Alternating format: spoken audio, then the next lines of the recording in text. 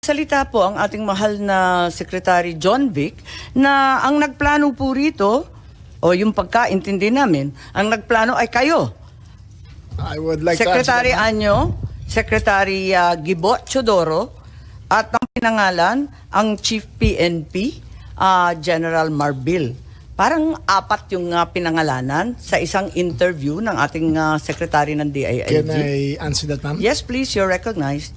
The question was, who planned this?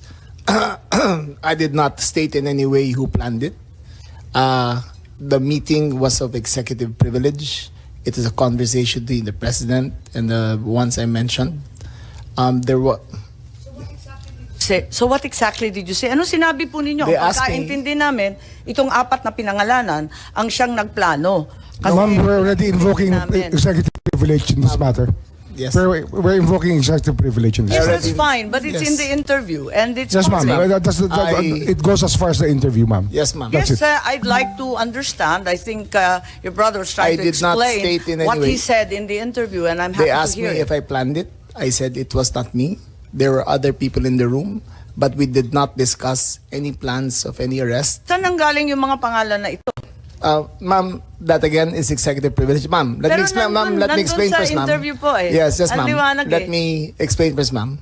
We were discussing rumors of an impending arrival based Parang on hindi yung ganun ang dating sa amin eh. Ang that pagkaintindi is namin, the whole apat ang truth, nagplano. ma'am. That is we were discussing rumors. Go ahead, ma'am. Patugtog na lang natin para maintindihan ha.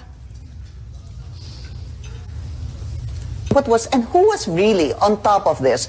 Kayo ho ba? Because during the press conference of the president, it was you and the president. Yes. So ikaw ho ba nagplano ng lahat ng ito? Hindi naman, hindi naman. It was a group effort. Secretary Chidoro was there. Secretary Anyo was there too. And the president and I.